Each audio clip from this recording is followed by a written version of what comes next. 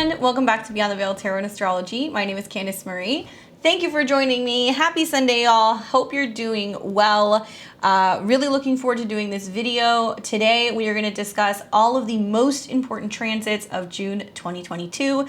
This is going to be the overview for the month ahead. So if you're looking for a general kind of energy check for the next couple of weeks, what to anticipate, this is definitely your show. Do me a favor, if you have not already, please make sure that you are subscribed to my channel. Click the button below so you're alerted when we have new content coming out. We've got 4 videos coming out generally a week, hoping to bring out more as we get into the summertime. And yeah, thank you guys for joining me. So this is a little bit of a different astro weather. Obviously, at the end of the month, we're always going to talk about what's coming. But as we go through the month of June, in the weekly astro weathers, we're going to break this down. I'm going to probably do more about some of the more specific, bigger transits like the new moon, the full moon. But we've got a lot of brand new energy in the month of June. So I'm very excited for that. Headlines would be things like Mercury goes direct, Saturn retrograde, a ton of Venus aspects. And I kind of feel like the month of June is like when the band all starts playing together in unison. The big reason why is because we're going to have quite a few planets in their natal ruling signs. So we're going to see like Mercury that's going to be in Gemini once it comes out of retrograde. We're going to see Mars in Aries, Venus in Taurus briefly, Saturn in Aquarius, and Neptune in Pisces.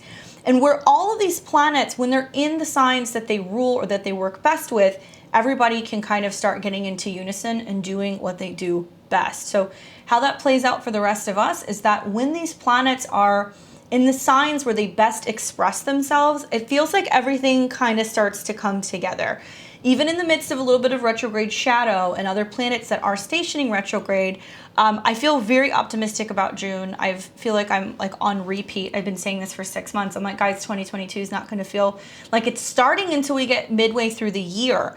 So if you have felt sluggish, like you haven't gotten things started, if you have been behind on some of your intentions, if there are just things that have had false starts, you know, the first 3 or 4 months of 2022 with just the retrogrades and all the bang up planets in conjunction to Saturn, do not beat yourself up. Know that just coming off of this new moon, as you're watching this, I'm hoping at the end of May, we have this new moon that's going to be taking place in just a matter of hours.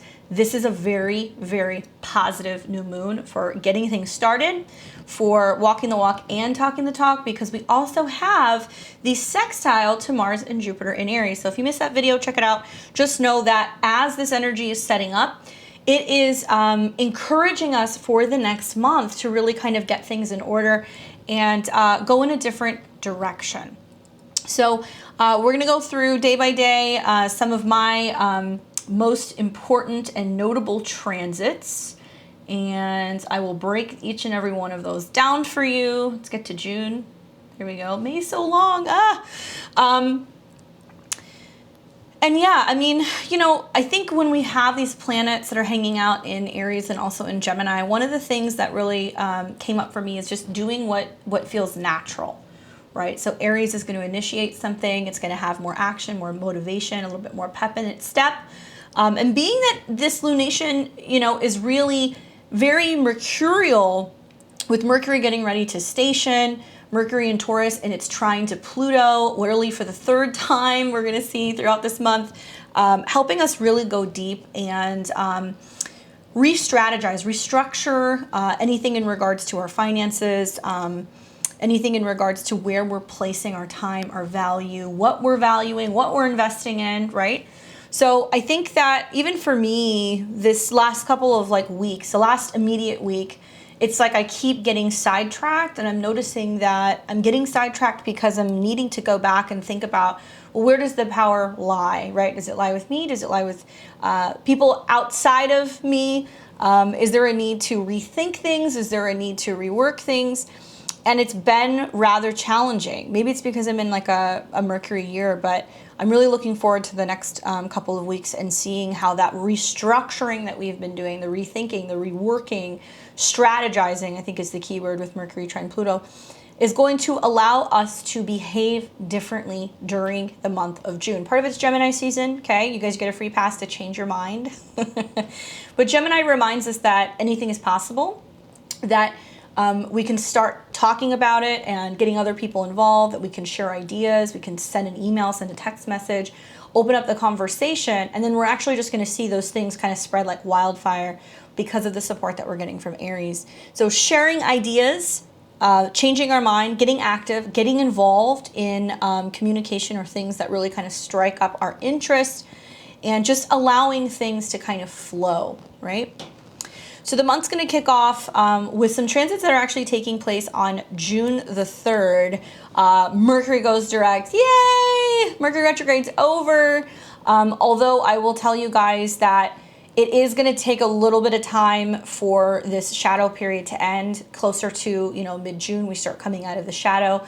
But if you're somebody who's a stickler and you're like, no, I want to wait until Mercury's direct before I sign the lease, buy the car, move, start the business, then you kind of get the green light moving forward. It's a little bittersweet. We're going to have Mercury that's still going to be in a square to Saturn, right, by about a degree. So that still represents this like having to grind the mental gears of, what we need for financial, physical security, for comfort, what we're used to thinking about, how we're used to functioning, our systems that we're really kind of stuck to, and how that's actually bumping with Saturn. I don't know if you guys, those of you guys who have fixed placements in these degrees, right, anything from like maybe 18 to 27 degrees of the fixed signs. This is particularly challenging. It is teaching me that not all things can happen at one time, and that there is a sequential order that needs to kind of take place before we make the bigger changes. And so, Saturn to me seems like he's just reigning all year long, reminding all of us that we have to be focusing on structuring our lives, raising the vibration, focusing on group endeavors, focusing on our goals, right? Aquarius energy is kind of like blowing out the birthday candles and getting what we ask for. And myself and a lot of other fixed signs, I think, have had a really difficult time with this retrograde because it requires us to think and communicate in a different way. So if you have a lot of that placement, just know that that is going to let up once we start getting out of this Mercury retrograde. However, as Mercury stations, right when it's about to station and end its retrograde motion, it becomes very powerful. So on one hand, we have the salty aspect, Saturn square Mercury. It's kind of like I have to make this change. I have to have this conversation. I have to make this limitation. But it's also in a trine to Pluto. So Pluto is basically saying, hey, change can be good. It's going to help you kind of regain your power. It's going to help you learn to communicate differently in a way that is going to be more organized. It's going to help you kind of take the initiative. So sweet and salty aspects. Right when it goes direct, it's then going to start coming out of the square with Saturn, and then it's going to make its way back to the sign of Gemini. So look for that direct. Sometimes when Mercury stations, we will notice like, oh, I finally got the job, right? They finally called me back. I got the answer. I've solved the problem. Mercury likes to kind of break things down and rearrange things and scramble stuff. So if you have been trying to work on Taurus related things like budgeting maybe, or creative projects, this has been a time, I think, with the North Node and all these planets that are still hanging out in Taurus. It may not be Taurus season, but it's getting us thinking about, are we enjoying what we're doing? Am I finding pleasure in how I'm making money? Do I still value this? Do I find this beautiful? And people are going to, over the next month, because Venus is in Taurus, yay, it's going to conjunct Uranus, it's going to shake things up, and then it's going to touch on the North Node. We are radically redefining what it means to feel secure and feel stable in our bodies. So for many people, it might materialize as a significant change in the way that they're spending money. It could be a significant change in their beauty preferences, their food preferences.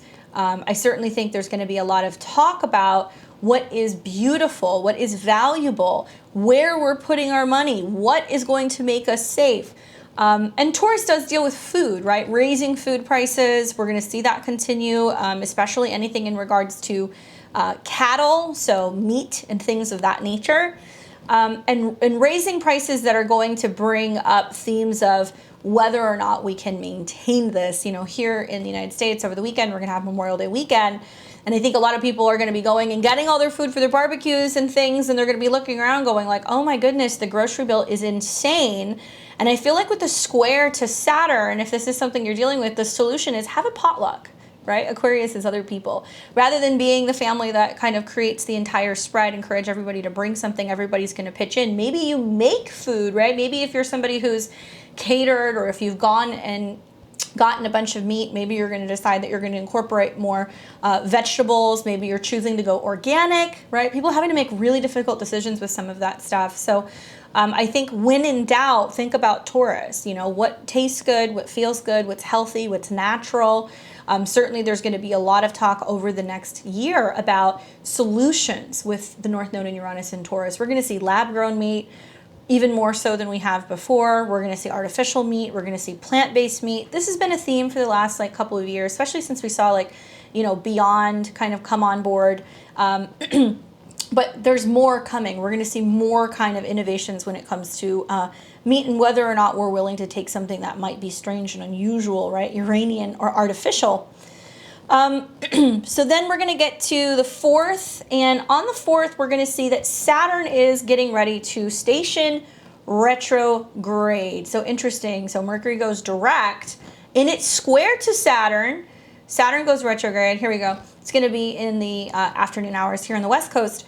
And then Saturn retrogrades? Interesting. So guys, this is the last Saturn retrograde before Saturn is going to move into Pisces next year, next spring, okay? Saturn will be retrograde for a period of time. I'm going to do a video about this, but essentially, I think with Saturn being in the later degrees of Aquarius, and the fact that we are going to see some trines from the Sun in Gemini, eventually the Moon, Mercury in Gemini, it's having us reflect on all of the work that we have been doing, right? All of the sacrifices we have been making, all of the leveling up we have been making. I've heard a lot of people, quite literally, you know, textbook stuff, Saturn and Aquarius, a lot of people talking about friendships changing, having to learn, let certain people go, deciding that they no longer want to be on Facebook or certain social media platforms, and having a really difficult time aligning themselves with people who don't share the same values anymore, right? This is very much like the squares from Taurus, resources, money, values, security, to Saturn and Aquarius, which is groups, organizations, networks. Certainly we see, because these are also financial signs, lots of talk in the world about what's going on with certain governments, Aquarius, and how they're handling some kind of spending crisis. The trines between Mercury and Pluto can also be tax-related stuff, things relating to the wealthy, big business, corporate buyouts, stuff like that. So I imagine that when Mercury starts to go direct and it's coming back into the trine with Pluto, there can be certain things that are making headlines relating to where the government has gotten involved with big business. Just recently, I saw a bunch of stuff that was coming up about some connection between the administration and also Amazon, that it was like they weren't going to support big businesses or give them breaks, and then they gave them like a substantial amount of money. Fact check that, you can look at that, but it's been in the news, and so I need to go and do a little bit more research and see what the deal with that is. But stuff like that is going to come up. And once Mercury is direct, it's not going to be as shadowy. We're going to actually start to see like, whoa, okay, you know, decisions have been made. Big global decisions have been made over the last week. Likely it's not going to be until we start seeing Mercury coming into Gemini again and trining Saturn that we're going to really understand the second part of June what the global ramifications for these decisions will be. But when Saturn turns retrograde, because Saturn is kind of like really riding us, reminding us that we have to speed up, right? We have to elevate. Saturn in Aquarius is about elevation. We need to rise up, whether that's as a community, with groups of people, with our belief system, with what we're doing out in society. It's going to give us a short period of time to be able to integrate some of the work that we've been doing for the last couple of months. So I always say when a planet's direct, we really have to be on good behavior. There's a need to be actually putting one foot in front of the other and doing that planet's work. When it retrogrades, it's Saturn's way of kind of kicking back and going like, okay, now I'm going to see, I'm going to see how you've done. I'm going to see how you can integrate that. I equate it to like having a really strict teacher in like high school or college that's just like a really difficult professor. And then all of a sudden you get a day where you have a sub, and the sub's like, cool, we're going to hang out, talk amongst ourselves, eat your snacks, and watch this TV show or this movie, right? So we're getting a bit of a break. And we don't want to sleep on it though, because we're still going to see some of the squares in the sign of Taurus that are going to be forming with Saturn.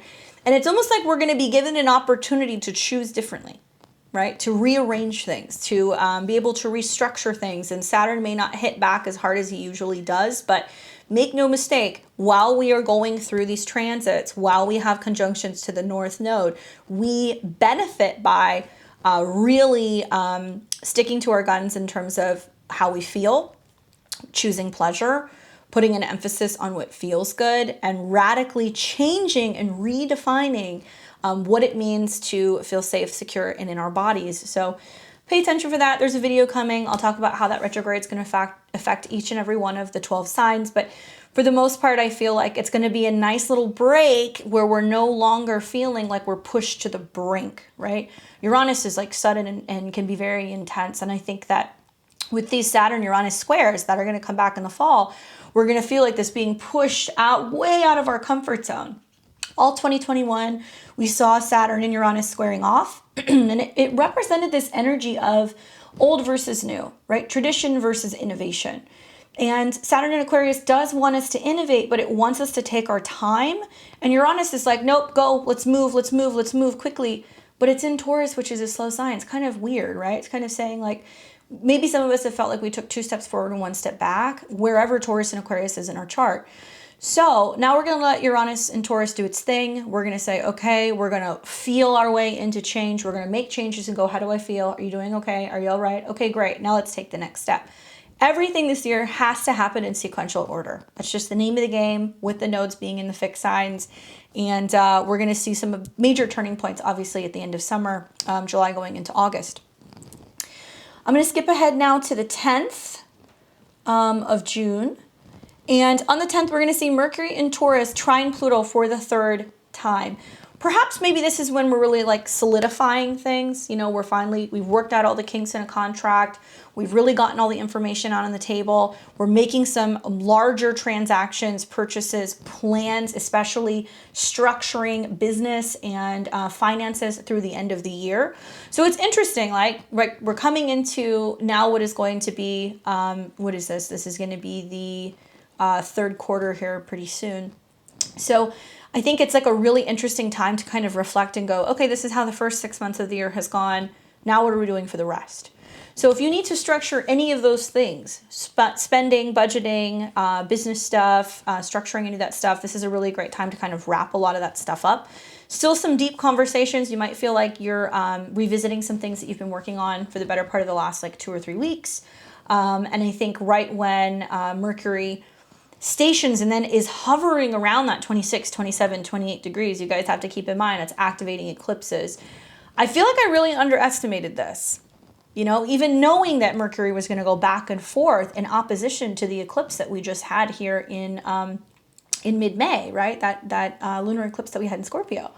So Mercury is opposing that. So it's bringing up some really intense and wild emotions. And I have a feeling we're going to see this a little bit, probably still June 10th, maybe through the 12th, because the moon's going to go into Scorpio. It's going to reactivate that, those same polarities that we saw during the eclipse, right? We had the sun and the moon in opposition to each other, and with this square to Saturn. And it's all about resources. It's about money. It's about joint resources, what we put in versus what we get, what we have versus what we don't have, what we have to pay off, what we're trying to save. And I think that we're going to feel that crunch again. And it's all just like what's going on economically. So it's affecting everybody different across the board. But with that square to Saturn, there is more of a need for public support systems, right? We need to innovate systems. So whether this is like, you know, going and working with groups that might be able to kind of help those in need, turning to friends, getting on certain social platforms. I've really seen probably the most profound thing that's happened through these Saturn-Uranus squares over the last 2 years is just this abundance of younger people getting involved and wanting to learn about resources, teaching each other about how to be able to make money, how to invest money, huge transformations that are going on in regards to the crypto markets. And so I also feel like a lot of this is about crowd funding. It's about crowd information, being able to kind of gather in groups and be able to share. Realize that the North Node is about physical stuff, right? So it's what we physically have. So it's not just changing and transforming our physical resources. It's also, do we start meeting in person again, right? When we start seeing challenges and issues with the internet or with, power. I've heard from a lot of people all over the country the last couple of weeks, just like full-blown periods of time where there's either extreme weather or they're having all kinds of issues with their power. So if that's happening, obviously it's going to affect your internet, unless you have a cell phone. And I think as people are trying to stay connected to be able to talk about some of these wild things that are happening in the markets, they're going to have to start pivoting, right? Saturn, Uranus, pivot with the square, into meeting in person again, meeting face to face, being able to share and trade and sell in person. So a lot of us are having real big changes also when it comes to our jobs and our careers. There's been a huge shift and an uptick in people going, okay, I'm tossing out my old career. I need to upgrade. I'm doing some kind of training. I'm learning something new. I've heard a lot of people who have gotten into trading, a lot of people who have gotten into astrology, a lot of people that started learning more about gardening. These are all kind of these Aquarius and also Taurus aspects. But I think that we're going to realize that as we hit some of these roadblocks or some of these hurdles, which limit or inhibit our ability to connect online, right?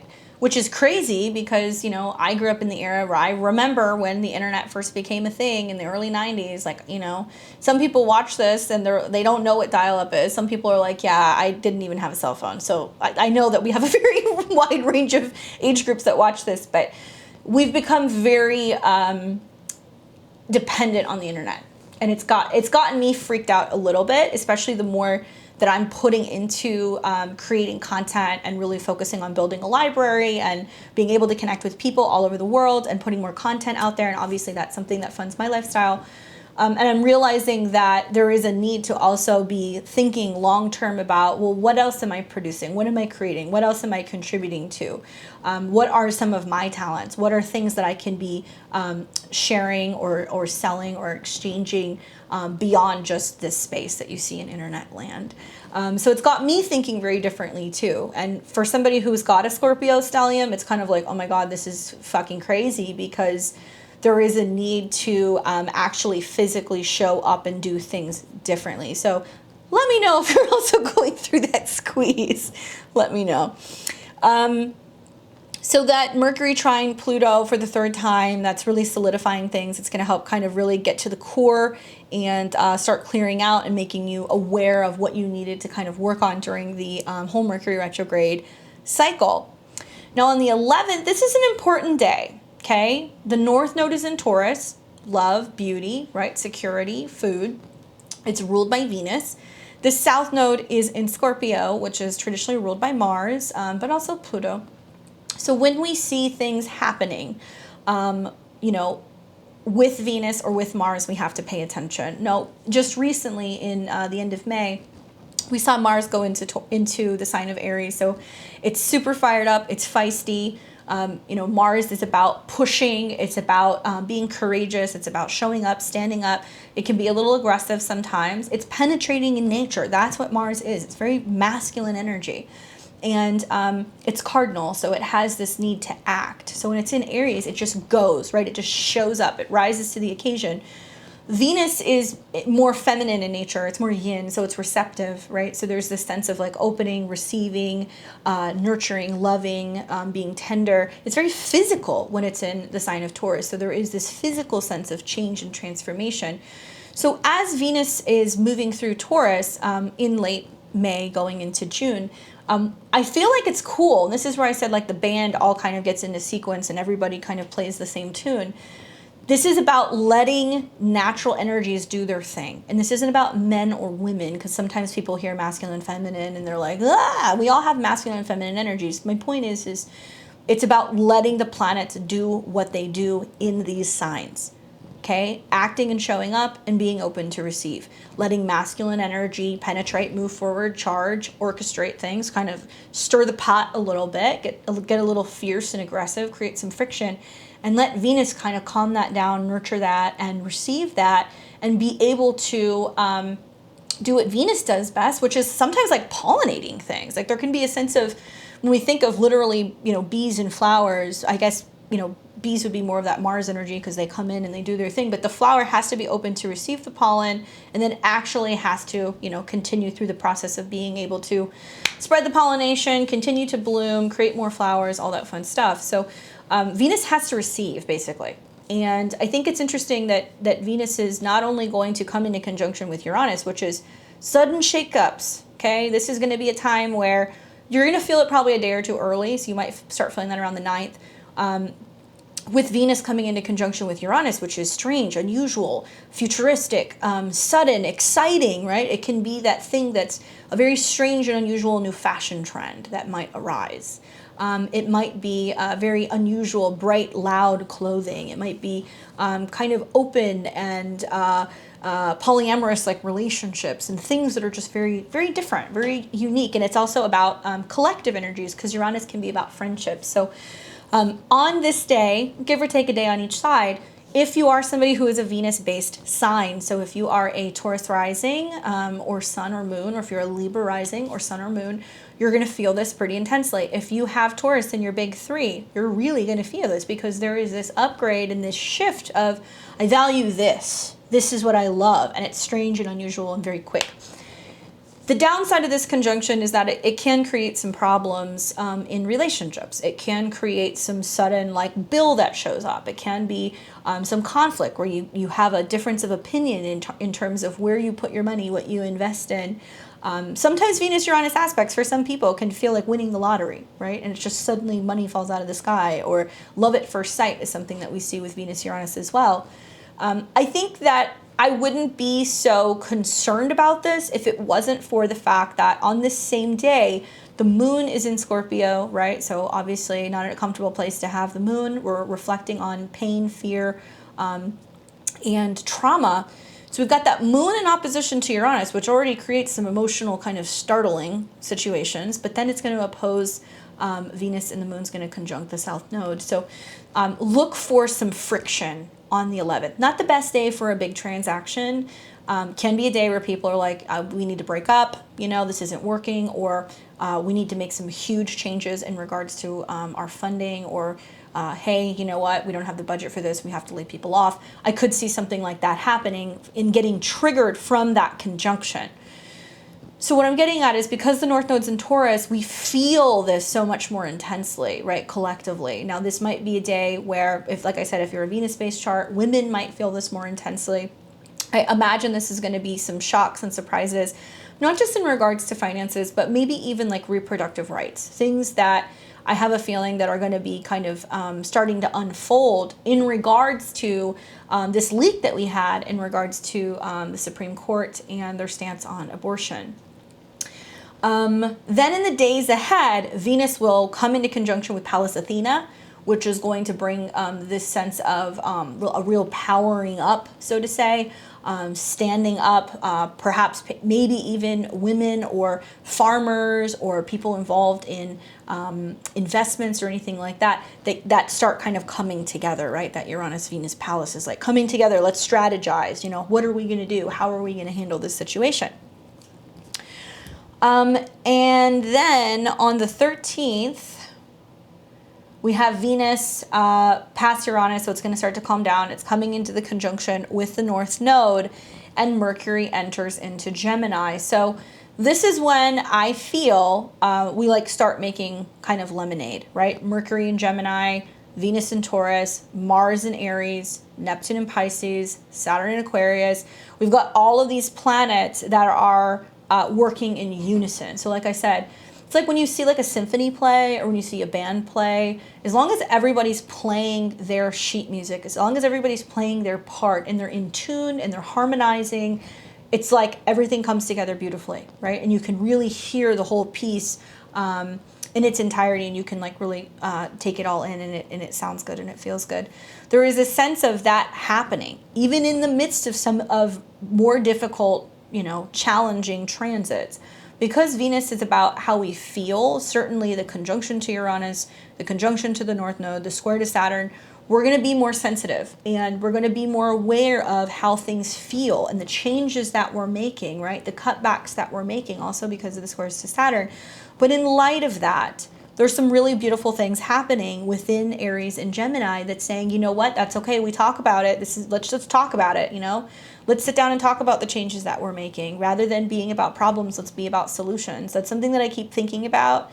And I realize that this is not the time to get stuck in being like, but this is how I always did it. Because every time I've done that, the last like month, I hit a wall. And I'm realizing that it's pushing a lot of people to either work alongside others and groups to help support them make these changes, or holding people accountable for their own decisions and their own actions. Nobody can be held accountable for your happiness, for whether or not you're successful, for whether or not you are able to hit the health goal or the fitness goal. There's going to be a lot of like personal goals and beliefs that are transpiring with all of these transits that are happening in the sign of Aries.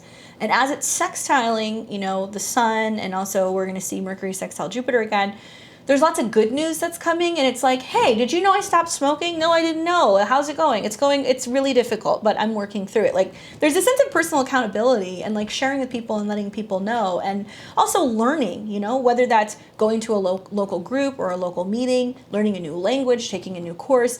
People are going to be more incentivized to learn how to do things differently and how to be more independent. So when in doubt, talk about it. You know, get on your Google searches, maybe pick up a new book, go to a local bookstore, join a local group or club, so that way you can feel like you have some kind of support in helping you make these personal changes. Now, Mercury being in Gemini, awesome. Obviously, it's still in shadow, but Mercury does well there. And I think we're really going to kind of see that we're coming out of the grinding of the gears that we were having when it was in Taurus.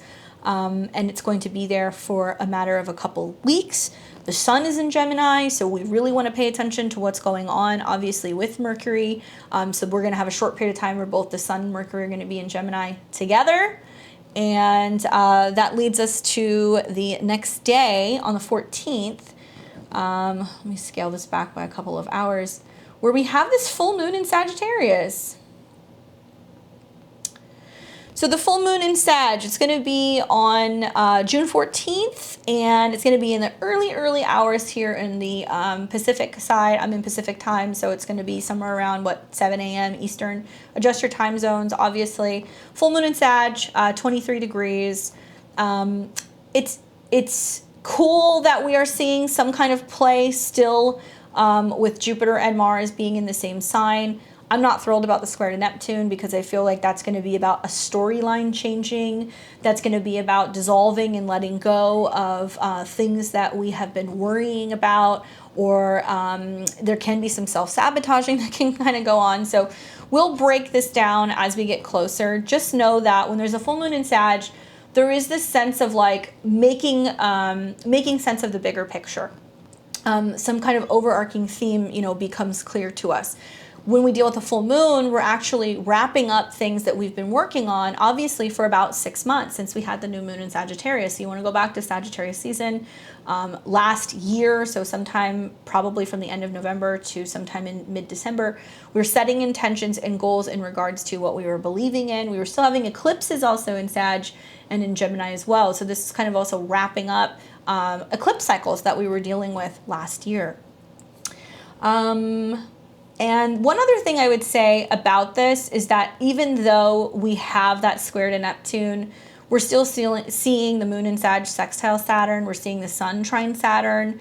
And we're seeing a lot of positive aspects between planets in Aries and also Saturn when it comes to this moon. So as we get closer, we'll talk about it. I think where we've seen a lot of squares to Saturn in the last couple lunations that we had, now we're going to start seeing it working with. And air fuels fire, so it's still kind of bringing up this theme of talking about it, sharing global matters, legal matters, travel matters. These are all things that generally kind of come up when we see full moons in Sag, especially in the later degrees.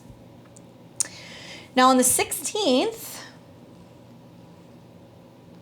we are going to see the sun in Gemini trine Saturn in Aquarius. So sun's working in unison with Saturn. It's like becoming aware of the glory plan. There is some sense of being like, this is what I've been working towards. You know, this is what I'm trying to make happen. The sun is our energy and our vitality. So when it's in a trine to Saturn, it's basically being like, okay, this is going according to plan. This is the timeline. I'm really structuring things. Things are kind of coming together. Very chatty, very communicative. It is going to be important for us to be communicating. What's unusual about this is that the same day we see the moon come into conjunction with Pluto, and it's going to create a quincunx to the sun. So this is not your stereotypical sun trine Saturn. It's sun trine Saturn, but Pluto moon is that intense emotional nature. So whatever's going on collectively that's forcing us to kind of talk about something, or to kind of come out with something, or to share something. We're still seeing the sun in positive aspect to like Mars, so there's still a lot of action and motivation that's going on. But for the most part, especially if you have any planets in the air signs within, like, let's say 24 to 27 degrees, an excellent day to communicate, get the message out, talk about things, and really feel like we're getting everything out in the open. Now, this same day, we are also going to be seeing that the sun is in a square to Neptune and Pisces. So where the sun trine Saturn is like, this is the path forward. This is the plan. We're stabilizing and solidifying. The sun square Neptune is like lower energy levels, a little bit of like sometimes feeling under the weather, not seeing things so clearly, feeling like we're inhibited in some way, like there's an invisible force that's around us that's not allowing us to kind of like fully see or fully move forward. Contradicting energies, I know. I think it's interesting that it's just after the full moon, and now we're realizing like, okay, this is how it's going to be now. So this is what we change. And maybe it's like softening up to the idea that we can change, that it is okay to change our mind, that it is okay to be more emotional and sympathetic and understanding. We can have issues with perception. We can have, kind of mixed energies. Whenever we have squares to Neptune, we can be feeling lower vitality, or just a sense of like, more emotionally vulnerable, right, than usual. There can be some blind spots too. That's something else you guys want to watch for. Now, on this day, we're also going to see that Venus and the North Node are conjunct. Okay, so the North Node is where we want to go. And the North Node relates to the moon. So the node's moons are about where we're collectively moving. So in the background, I'm looking at Venus on the North Node. It's like, I hope you're doing something on the 16th that you love. I hope you're making art. I hope you're smelling flowers. I'm looking at what day this is going to be. Let's see. So the 16th is a Thursday. I hope you're just doing things that you love, like have the honey and the fruit and make the art and listen to the music and play guitar and do all of those things. It's out of 22. So it's about stepping up, rising to the occasion, making art or love or security or beauty the focus and the emphasis, especially when it comes to what you're doing in regards to your professional life or what you're doing out in the world. So it's like having to do a little bit more work to make things comfortable. Now you might be like, well, I have an office job. I don't know. I work in corporate business. I can't. I have like this very kind of structured routine. Okay, great. Go and get a plant, put it in your office, right? Bring flowers into the office and put it out somewhere. Get an arrangement. Bring in a fruit tray and share it with everybody. Play some classical music or something that's going to be very beautiful and like comfortable in your environment. It's very simple. Taurus is simple. It can also be, planting a garden or anything in regards to just being able to physically be in your body more. It's a Thursday, so it's a Jupiter day, but I kind of feel like, it could play into Friday, which is very Venusian. So it's definitely like possibly a good time to be giving offerings to Venus and things like that. Sometimes they put out flowers, sometimes they put out fruit. I love having like a spoonful of honey. That's something that I like to do as an offering for Venus. And enjoy the moment while you have it, because very shortly after that, within a couple days, Venus is going to square Saturn. And that is going to represent this feeling of like, okay, this change doesn't feel so good. Remember, Venus already went into the conjunction with Uranus. So for a lot of people, it's going to be like, I'm going to stop spending money on this. And then Venus is going to conjunct, the North Node. And it's going to be like, it's okay. I'm doing this because it's for the best. It's better for me. This is better for me. This is good. It looks better. It feels better. It's more natural. And then Venus will square Saturn. And then it's like a week into realizing like, oh, I can't spend all that money on going shopping. Ugh. this doesn't feel good. How do I adapt to this? I'm feeling the limitation, or the goal that you set for yourself, that you're saving money because you really want to, take a trip. And that means you can't go out and socialize and spend a bunch of money with friends with Saturn and Venus in a square. We're going to be feeling the effects of having to make the difficult decisions for staying in our lane when it comes to the commitments for what is best for us. And even if it's more simple, even if it's kind of cutting back, even if it means making food at home. For many people, I've heard this from a lot of my friends. People are like, I had a friend that messaged me the other day, and she's like, do you cook dinner? And I'm like, yeah, duh, everybody does, right? She goes, no, I'm married, and I don't know what to make. And I'm like, seriously? She's like, yeah. I'm like, well, it's simple. Just you do the meal planning. You figure out what you're going to make. I pick the meals throughout the week. I know we're going to eat these things. I confirm with my husband, and I try to buy whole foods, and I make everything myself. And I go to the grocery, bring it home, and I know what we're going to eat all week. So we don't have those nights that's like, I don't know what we're going to eat. And we just end up eating pizza. And she's like, well, okay, well, how do I do that? And I said, well, tell me what you like to eat, tell me what you like to eat. I'll help you, and follow these accounts. And they tell you, these are all the different things that you can put meals together. And then I realized, I was like, wow, not everybody does that. A lot of people don't have time. A lot of people also maybe kind of get bored with not having like a sense of like variety in their diets and things. And I was like, wow, this is like a very North Node Taurus moment where I realized like that's a talent that I have. And I'm not like a chef or anything, but that's a talent that I have where I know how to be resourceful with those things. I can make a lot happen with some very simple stuff. So it got my mind thinking. That was like interesting. Like, maybe there's something to that. Maybe that's something that I could offer. Is that another business that I should be starting right now? Probably not. but it's something that I know how to do. And I think a lot of people are going to have to be making cutbacks, and they're going to be thinking more about cooking at home, being able to be resourceful, if that means starting a garden, if that means portion control, if that means that they're going to be buying locally, if they're going to be freezing things. And these are naturally better for us. Not a lot of people realize it, and I didn't realize this until I started traveling out of the country and having like, bread or cheese or honey or fruits in other places around the world. The food is nothing like America. Nothing. Our fruits and vegetables, a lot of them are grown, and they're grown in ways that are very different, and they're not very similar to some of these fruits that are out in other countries or even in nature. It's very strange to me. Eggs and dairy obviously, taste very different because they're not as processed. It's just, there's a lot of stuff that has got me thinking about food and what it means to actually go and have something that's natural. And many of us don't know what it's like to have unpasteurized milk. I'm not saying you should. We don't know what it's like to have unprocessed food. And we may have become very attuned, especially realizing this with the South Node in Scorpio. If you have Pluto in Scorpio or whatever, we were raised on fruit roll-ups and Lunchables and McDonald's and all of this like food that's like super toxic.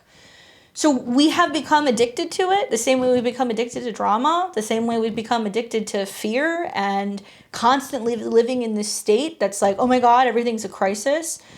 So I can only speak for myself and for what I've seen from clients, but this North Node in Taurus is like, you mean we don't have to worry about things?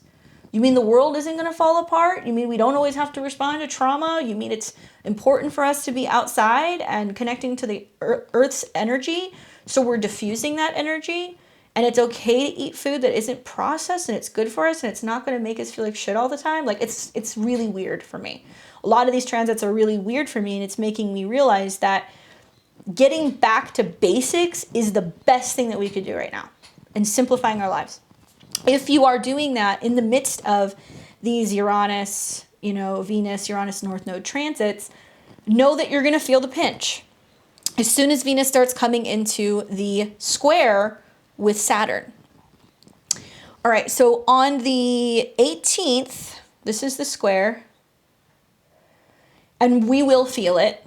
We will feel it, not just because Venus is the ruler of the North Node, but the moon is going to conjunct Saturn. So it's saying this is what we all need to change.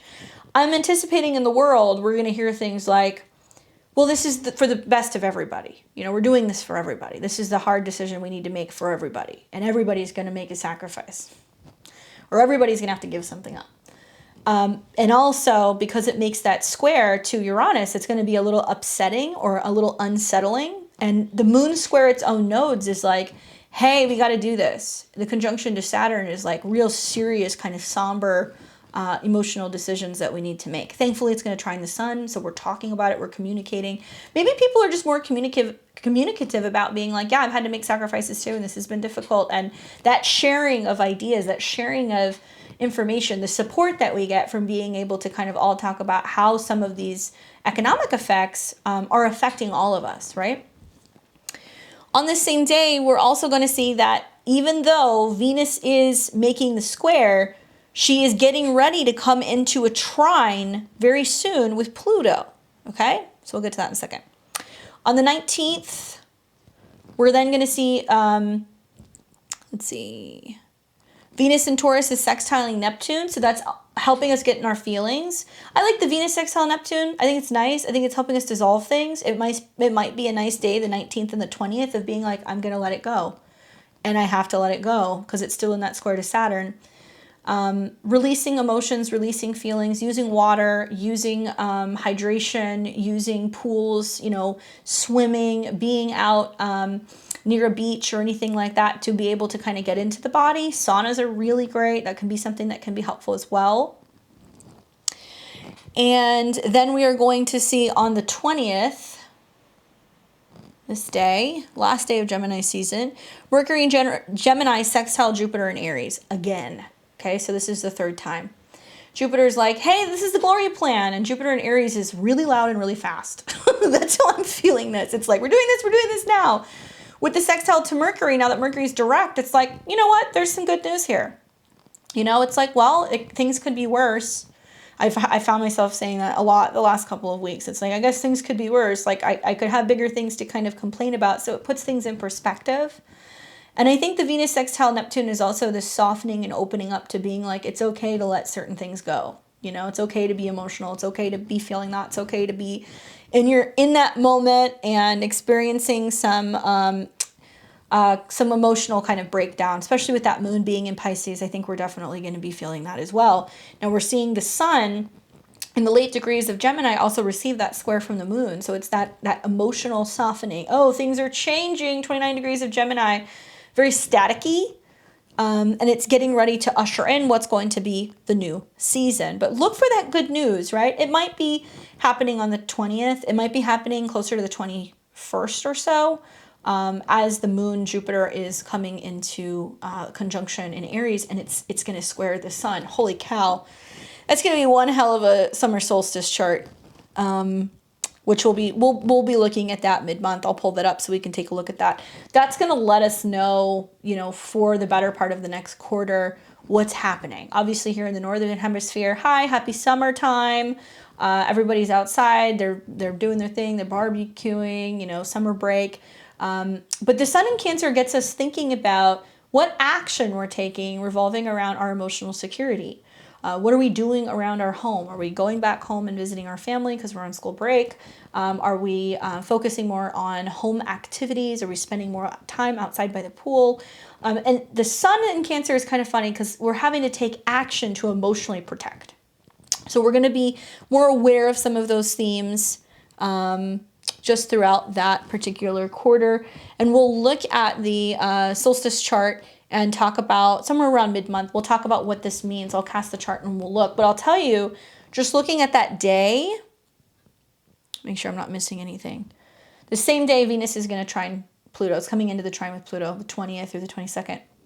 But the day of the summer solstice, okay, the moon is the ruler of Cancer. So the moon is making a square to the sun, and the moon's going to conjunct Jupiter. Holy cow.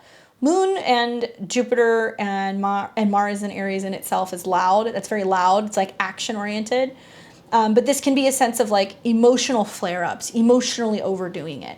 This is going to be something that's going to play out for the next 3 months. So we're going to see big new things happening around our actions, our motivations, our feelings. And there is some kind of friction that's happening here. But also, you know, by the same token, it feels very mutual reception-y. I mean, I know that the sun is not in a Mars sign, but it is warm, right? So there is some sense of actions and feelings kind of being a little crisscrossed and needing to be a little bit more reactionary because of what we're getting kind of fired up about. So yeah, we'll look at that chart. That's going to be really interesting 3 months ahead. I think the momentum is really going to kind of pick up for the rest of the year. We're going to see that things start getting going very, very quickly. And in the background, Venus trine Pluto. So that's interesting. So Venus is now activating the eclipse polarity point. It is conjunct Algol, so there can be the sense of being really fixated on materialism, really fixated on money, really fixated on physical, tangible things. It can be excessive sense of showing that off or wanting things so badly that we're kind of losing our head when it comes to that. But Venus being in the tail end of Taurus, I think is just going to be a very rich kind of like really wanting to taste and feel all of the things.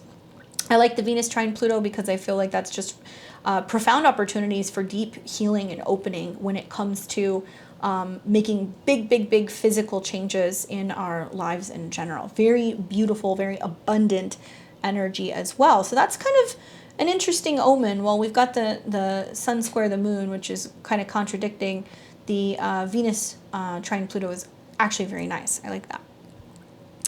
And when the sun enters Cancer, it is, like I said, initiating a new energy. So if we think back to when we had the spring equinox, this is about the start of the astrological new year. We were initiating new things. Felt kind of sluggish. Some of us aren't getting it done till now. That's okay.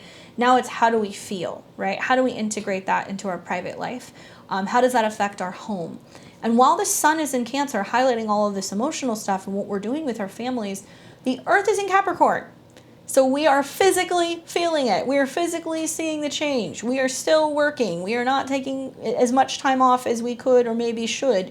So to me, this seems like a lot of people may be moving. A lot of people may be traveling. A lot of people may be putting some kind of emphasis on getting their own spaces, their own homes, you know, still kind of doing a lot of work around the home. So it doesn't feel like kind of just kicking back summer break. It feels like there's a lot going on. Possibly a lot of travel too. Then we have on the 22nd, June 22nd, Venus enters Gemini. It'll be a couple hours later from what you're seeing right now. Here you go. So Venus leaves Taurus, goes into Gemini. Wowzers. That's going to be around 5 p.m. Pacific on the 22nd. And it moves into a mutable air sign. So we fall in love with the mind. We fall in love with ideas, communication. We can kind of pivot. We can open things up a little bit. Venus is getting really close to Mercury. And I think that's interesting as well because that's going to be a lot about talking now about what we love. So where all the transits in Taurus was about, you know, physically making the change and making the sacrifice and embodying it, Venus becomes more airy and she's like, I want to share it and I want to, you know, go places and I want to show people and I want to talk about things. So Venus and Gemini can definitely be double trouble. Those of you guys who have Venus and Gemini, you know what I'm talking about. Things can come in doubles, so options and ideas. It does need a little bit more freedom, you know, kind of similar to Venus in Aquarius or maybe even Venus in Sag. It needs a little bit of a leash so it can roam. Then we're going to skip ahead here to the 27th. And this is when Mars in Aries sextile Saturn in Aquarius. Now, there we go. Mars sextile Saturn. I mean, Mars is receiving and taking orders from Saturn. This is going to be a nice period of time. And I'm liking this day also because we've got Moon trine Saturn, Moon sextile Mars, action and motivation, things kind of coming together. We will see at the end of June, so I'm going to tell you now, so that way you're not surprised when July hits, that Mars obviously is building into a square with Pluto. So you're not going to see that until the first couple of days of July. But as we see this happen, I think for the most part, now we're really seeing much more momentum, much more push moving forward because Saturn is in that Venusian sextile with Mars. So the more that you're doing your Saturn work, the more that Mars is going to be like, yes, I've got this. We're going to keep going. The tempo is kind of going up. And we're also seeing Mercury and the moon building into a trine with Saturn. So that's, I mean, it's going to be so nice to see all of that stuff kind of stick. Yes, the sun is coming into a square with Jupiter. There can be big feelings in how we're feeling about, taking these new initiatives. And how maybe it's kind of like disrupting things domestically because we're a little bit more action oriented and we're a little bit more direct about what we're doing, where we're going, can certainly create some heated discussions, I think, with family members around dinner tables and things like that, and just people meeting, over the summertime and having like lots of difference of opinions. So try to stay open while we have all these planets in Gemini. Because it is making positive aspects to Saturn. I'm hoping we're getting to a point in society where we can just be like, you do you. You know what? That's your belief system. That's fine. As long as you're not being disrespectful, we're cool. You're entitled to your opinion. But I think that there's going to be a lot of opinions swirling with all of these placements in Gemini. People want to get on their keyboards. They want to talk. They want to share. They want to chit chat and kind of, gossip with neighbors, that kind of stuff. And we want to remain and we want to stay open. We don't need to be making any harsh judgments or anything like that. While all these planets are all coming into a trine with Saturn, it's like, I think that through communicating, expressing ideas, you're going to kind of find people who you can align with. You're going to find your tribe. You're going to find groups and friends and individuals who are going to share the same idea as you. And like you can get more motivated to be able to kind of share with some of those people and not feel like you need to be creating conflict with people who aren't, seeing eye to eye with you, Then on the 28th of the month, we are going to see Neptune go retrograde in the sign of Pisces. So Neptune's going to go retrograde. It's interesting that it's starting to retrograde as we're going to see squares to it. Neptune can be kind of disruptive. There can be a sense of Neptune similar to Saturn, really showing its true colors, especially in the later degrees. Both Saturn and Neptune have been at 25 degrees. That's like way up there in terms of those degrees. It affects us globally. Neptune, when it's direct, can have illusions. It can dissolve things. There can be fogginess. But what I like about, similar to Saturn retrograde, when Neptune retrogrades, it's like we have a chance to make sense of like what's been going on, what's been hidden, what haven't we seen. And it's going to retrograde back over the same degrees where we had Jupiter visit, where we had Mars visit. So maybe perhaps we're going to get some insight as to what's been blocking us and what haven't we seen clearly and what can we look at with a new sense of eyes. So you want to look at where Pisces is in your chart. Certainly, I think because during the tail end of Gemini season, we saw like the Sun square Neptune. Maybe there's this like needing to open up and kind of redefine what our beliefs are and really make sure we know what we're talking about before we talk about it. And now that we're going to see planets come into Cancer and trine Neptune while it's retrograde, it's like, you know what, it's okay, we can let that go, Some beautiful water trines we're going to see throughout the Cancer transits, because we're going to see aspects both to Neptune and to the South Node in Scorpio. So there's an opportunity to kind of emotionally release and let go. One thing I'm realizing I didn't mention also is once the sun enters Cancer on the 21st, happy birthday to my June Cancers. Happy birthday to my June Geminis as well, but I'm sure I said that last month. But yeah, if you guys are having your birthday, especially around the end of June, you're going to be having a new moon.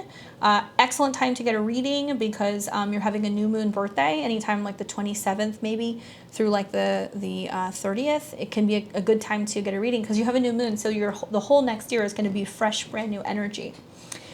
I've been looking at this new moon for a little bit, and it's I don't know. The new moon in Cancer, obviously we have the moon being in Cancer, so that's a lunation that's going to be very emotional and deeply insightful. With the sun and the moon in a square to Jupiter, there is a tendency to just react more emotionally than usual, especially for the better part of the next month because it's setting up for a new lunar cycle.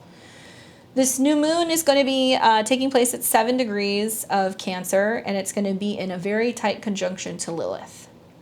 So it's highlighting this theme of what we're afraid to feel, and where we can be a little bit combative or aggressive, or where there's some pushback in our behavior, or where our actions and our belief systems with Jupiter and Aries coming into that square isn't really aligning with our emotions, and that sometimes we have a tendency to be a bit combative and reactionary, primarily because we're not really in touch with our emotions. So when we have a new moon in Cancer, it can be a lot more sensitive and a lot more emotional than usual.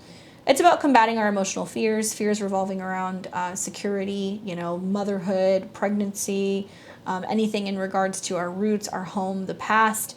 And it is taking place at 7 degrees. So it's going to be about reflecting on emotional past situations with relationships and our relationship to our family, our relationship to our home, our relationship to our roots, our relationship to our mothers, our children, and how that is changing. Maybe it's like our relationship to our childhood and working through trauma and fears of things that we've always dealt with and like kind of reacting hyper independent because we don't want to fall back into those patterns because we don't want to be vulnerable. And I have a feeling that this is a turning point, especially for people who have a lot of cardinal energy. So if you have cardinal placements, Aries, Cancer, Libra, Capricorn, around, let's say, 6 to 10 degrees of the cardinal signs, you're going to experience this square that's basically going to be saying, look, here's the deal. There is a need to reflect on the past, to make more conscious decisions, to hold ourselves accountable, to grow and learn as a person so you're not falling back into those patterns, right? So we'll talk more about that new moon, but I've been looking at it for like the last 2 or 3 months, kind of looking at it going like, yeah, this is when things start to kind of change and we realize that we can't just make change in one area of our life. We have to actually initiate changes across the board. And our motivations, our goals, our aspirations do require us to make some tweaks and some changes in how we respond to things emotionally and become more aware of our emotional behavior so we can change the pattern, right? We can break the pattern, the bad emotional habits. Obviously, yes, Neptune is retrograde. Sun is in Cancer with that square to Jupiter in Aries. But Venus in Gemini is in a sextile to Jupiter in Aries as well. So that Venus-Jupiter is kind of picking up where the Mercury sextile Jupiter was taking place, where there's lots of talking about new and exciting and good ideas. Now we've got Venus in a sextile to Jupiter, so it's like, hey, you know what? We have options, we have choices, there are new things that we can fall in love with, and it may not necessarily be a person. What if it's a hobby, right? What if it's a book? What if it's, platonic relationships? Venus in Gemini, it doesn't have this like super romantic energy. It has this energy of like, yeah, but it needs to be exciting and there needs to be exchange and it needs to be mentally stimulating. We need to get in the car and go somewhere. So we're realizing that love and pleasure is not just so much limited to the romantic kind, right? It can be the love that we have for our best friend. It can be the love we have for a cousin or for a sibling, or love spending time with our neighbors. These are kind of Venus and Gemini things. And just more talking about and sharing things that we love and putting attention on that. And maybe the more that we're focusing on our own pleasure and our own joy and our own happiness and becoming the best version of ourselves, it's going to add so much more oomph and emphasis to our personal one-on-one relationships, right? Because there's this sense of like really growing together or growing apart over the next month. And I think a lot of people are going to realize that they can't be putting their happiness on other people, right? They can't be holding other people accountable for whether or not they feel fulfilled. And if you feel like you've been doing that, and if you've been feeling like a pushover, or that you've been making way too many sacrifices, what's going to come with these transits is going to be this realization that's like, no, I got to focus on what makes me happy. Even if that means making some sacrifices, letting some people go, making some budget changes, whatever, because my happiness, my pleasure, my security, my groundedness is my top priority. Now that takes us to the end of June. Obviously, like I said, in the background, and I'm letting you know this now, and I'll do a video later in the month, but you're going to start feeling that Mars square Pluto big time. And that's about conflict, aggression, bullying. And when we're seeing Mars form an angle to anything, it's going to be really significant because Mars rules that south node. So this is when we stand up to the power struggle. This is when we say, you know what, that's enough. Let's change this, or this has got to die off. There can be bullying. There can be aggression. There can be dangerous exchanges, especially anything that involves violence or weapons or anything of that nature. I know it's a tough topic, but I mean, it's been swirling around here for the last couple of days, the better part of the last week or so, of what we're going to be doing about combative and confrontational energies in the world, and what we're doing to create a safer, more secure space. Mars in Aries deals with military or people who might be in service. So does Capricorn, but Capricorn is more like superior. So this is like government sergeants, associates that might serve. you know, people who are in charge of businesses and things like that. So I'm anticipating that with this square that's taking place at the end of June, you know, you're really gonna start feeling it around probably the 28th, and the square isn't going to happen until the 30th through, like, let's say the 2nd of July. So at that point in time, yes, there is definitely going to be a lot of friction. I actually really think we're going to be feeling it when the moon is in opposition to Pluto and it's in a square to Mars. So watch out for that on the 30th. That's a little bit more combative energy just after the new moon, which is generally pretty pleasant, but the moon's going to come into an opposition with Pluto. We're going to feel emotionally threatened, and then it's going to square Mars. So especially if you have planets in the late degrees of the cardinal signs, you're going to be feeling this the most. And Mars is kind of the T-square of the mix, right? So where there's this kind of coming up against a fear, Mars goes, no, we're going to move through that, right? And you have to choose if you're going to fight back or not. And so my advice to you guys would be, fight more with intellect, fight more with ideas, educate yourself, be mindful that you don't have to be confrontational. Sometimes it's a matter of just kind of like, you know, drawing that line in the sand. So while Mars is squaring Pluto, and it can create physical altercations, Mars is also sextiling Mercury. So the way out is through communication, contracts, sharing of ideas, you know, telling somebody, that's enough, this ends here. Something like that's going to happen, and it's going to be a defining moment, and drawing the line in the sand. So we'll talk more about that as the month goes on. I will be doing horoscopes. Horoscopes are probably going to be coming out on Tuesday. So you guys, if you're looking for like tarot for all the 12 signs, if you want to know the most important transits, how it's going to affect all of the 12 rising signs, don't worry, that's coming on Tuesday. You're going to get that soon. So I'll be pulling some cards and talking to you guys all about that. Just some news on the channel. Just a heads up, guys, my live show that I do on Saturdays is being moved to Sunday. So I'm going to be, there's videos that are going to be coming out throughout the week. I'm going to be traveling and I'm not getting back until Saturday night. So I'm moving my live tarot readings to June the 5th. So I'll put the link out early just so you guys know, so you can add it to your calendar. It will be 7 o'clock p.m. Pacific time, 10 p.m. Eastern, same time. It's just going to be on Sunday night. So I appreciate you guys being flexible with that. If you want to get your readings, once the link is up, you can actually go and you can get in the queue and you can book that. It's $40 by donation for a 3-card spread. Ask whatever question you would like. I have memberships if you guys are new to my channel and you're not aware. So if you like my content, if you want to subscribe to the channel, leave a comment, give me a thumbs up. That's super helpful. Any interaction is super helpful in getting this content into the YouTube algorithm. So sharing is caring. But if you want to add a little bit more, if you want to donate, or if you want to join my memberships, there's 3 different levels, level 1, 2, and 3. Level 3, you're going to support the channel, get a shout out, and you're going to get a reading from me once a month during one of my live shows. Now, if you want to book with me, just a heads up, guys, I'm booking way now into July and also going into August. So if you have a birthday coming up, if you want to gift a reading to somebody, if you want to talk with me, check out my links below. Check out my website at beyondtheveiltarot.com. You can get a reading. I have full and half-hour readings available. And while you're on my website, join my newsletter. You're going to get a pop-up. I promise I'm not going to spam you.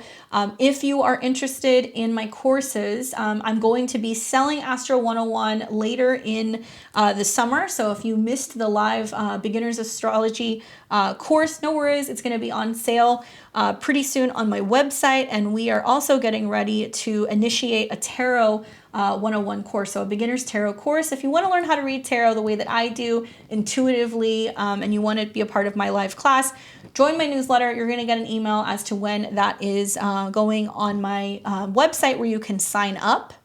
It's super fun. We do it live in Zoom, where we can all interact. I have a lecture with a slideshow, demonstrations.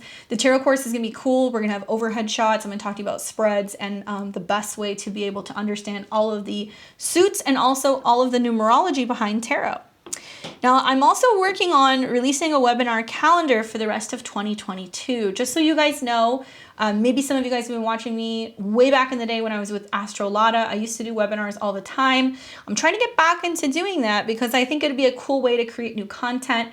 It's going to be a great way to give you more information that's not as general as some of the videos that I do. Now, I try to go in depth as possible for the free videos on my channel, but I'm realizing that I want to do more. I want to create PDFs for you guys so you can see very blatantly, you know, like how it affects the sun, the moon, and the rising for specific transits. I also want to give you guys all kinds of recommendations, and I want to talk about how it's not just affecting us personally, but also globally. So if you're interested in my webinar calendar, finding out more about some of the webinars I'm going to be planning for 2022, I'm basically going to sell a digital ticket. You can buy the ticket. You're going to get a live link with a PDF that's going to have all the information of what we're going to cover in the lecture. That link you can watch live. You can be a part of the chat. You can interact with me. It's going to be something similar to the New Year's video that I did for 2022. And you are also going to be able to just interact with whoever else is in the chat and get lots of information about what's coming. I'm going to put all kinds of goodies in there for you guys. I'm really excited to do this because I haven't done these in a long time, and I think it's a great way to start kind of building my library. So that's another reason to join my newsletter, because when I have that calendar out of all of the dates for the rest of the year, then you guys can go and you can purchase a ticket and you can go to that event.